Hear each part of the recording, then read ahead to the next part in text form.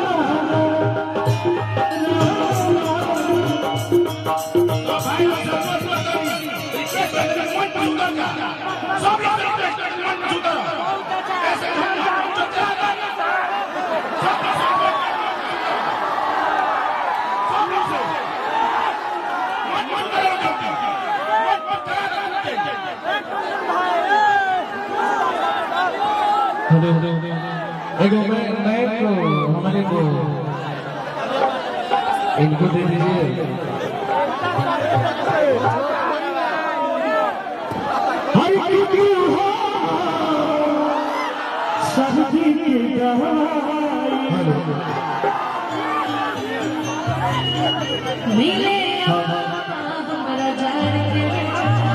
और आप सबके प्यार से बात से आज मेरा कार्मी का गाना जो वीडियो लॉन्च हुआ है,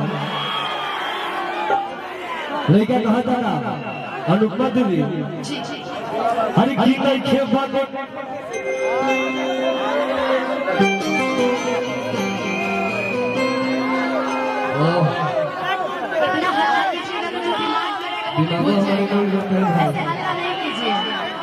हर की कोई बात नहीं हम बताया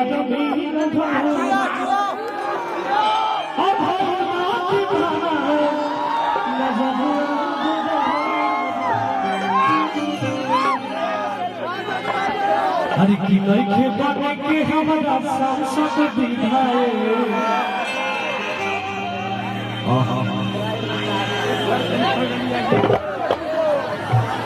ए भाईरा नदी का चल ही बिहार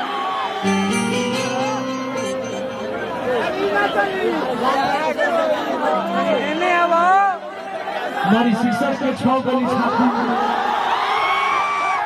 कि मारी सिक्सर के 6 गोली छाती में रे पावर होला खाली। देखिए हेलो इधर भी हमारे भगवान सब भी जनता हम लोगों को प्यार करें। अरे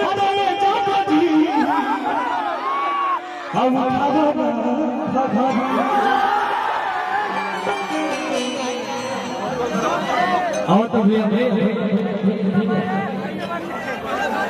लड़का कहा था हर की बात को हमारा क्या गई पसंद तो डांस आइए शिवानी टीम और छोटी टीम आई आजा हर की आई सेंटर में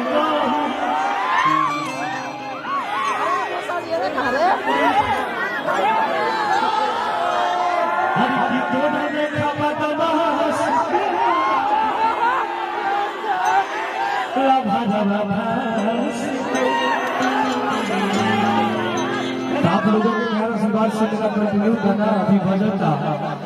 और बहुत जल्द हमारे अनुपमा दीदी के साथ हमारा डुएट को गाना है बहुत हाय ना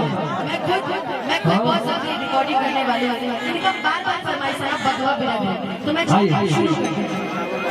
आप लड़कियों का पार्ट करेगा हां हां हां अरे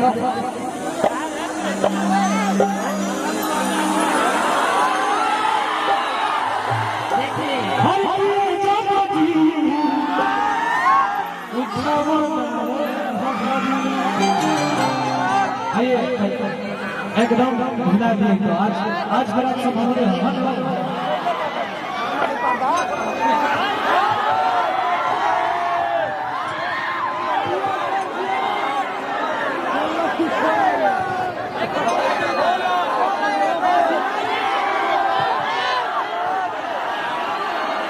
अब करना है तो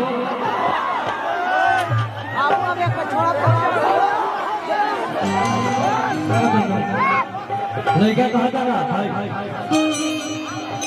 हर की बात बोलो हमारा दया गई पसंद दे अतुल तो भागो तो सब लोग बोल रखिए हर को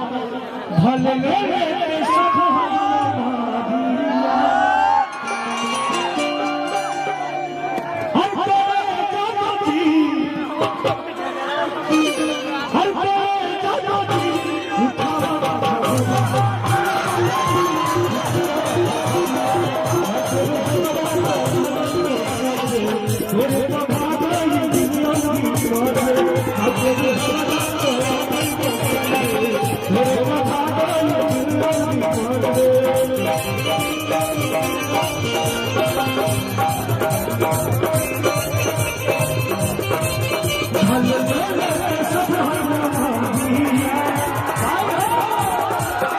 और देखिए